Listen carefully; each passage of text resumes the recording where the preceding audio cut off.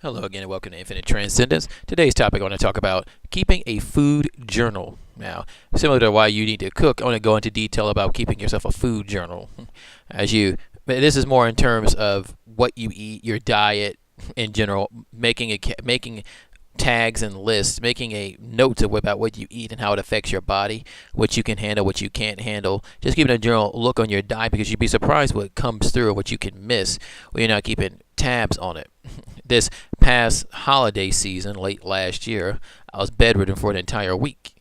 And why was I bedridden? I thought I had a cold, but I didn't have a cold. What happened was I went out, I was trying some different food. I was going to get some pecans from the store, from Aldi's, and it turns out they didn't have any. So I said, I'll try some walnuts.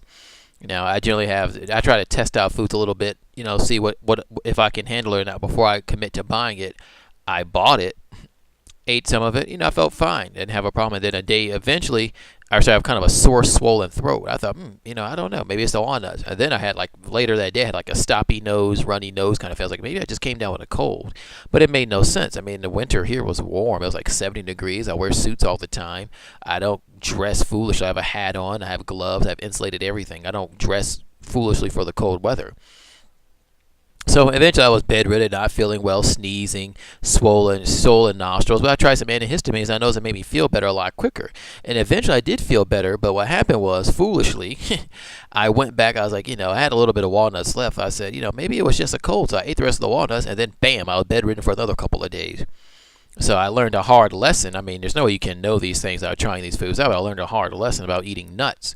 And in doing so, I've learned to keep tabs of food I can't eat, since my diet is really strict, because I've had a lot of problems with a lot of foods. I've had absolutely horrific joint pain a couple of years ago where the walking was painful, walking around, bending over, anything. I was like, I don't know why I feel this way, because I'm not old. I'm actually pretty young. So I was like, I feel like a really old person. I just don't understand what's causing this pain. So I said, maybe it's what I'm eating. So I took out the gluten. I started cutting things out little by little. I took out the wheat. I started taking out corn and dairy products. I already took out dairy, but it was mostly wheat. So I took out the wheat, and eventually, I got better. Slowly, it ached less and less. And months later, I was able to walk and move around free. I could jump again. I could run again, and it felt so great.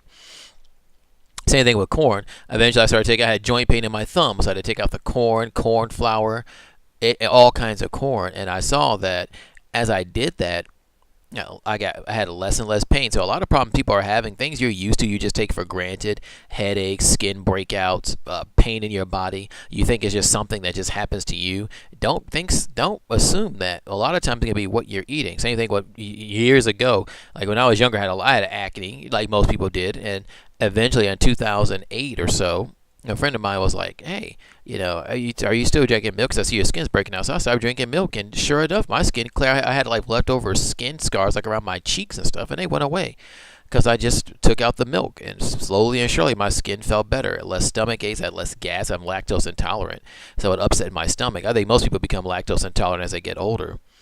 So definitely keep a food journal. Keep a food journal so you'll feel healthier. It'll be safer for you. You want to be bedridden, but it's also good to take tabs on. Good to see what you can eat. Nice to see what's good for you. Sometimes you might eat something you can't. That's not good for you. Then maybe months later you try to revisit it. You're like, maybe I'll give this a try again, and then you have to learn the hard way. By keeping a food journal, you can avoid all of this. So again, let me know. Do you keep a food journal? Do you think it's a good idea? Have you ever tried one? Post in the comments in the article or the video. Subscribe to the newsletter for great content and new information, and transcend infinitely.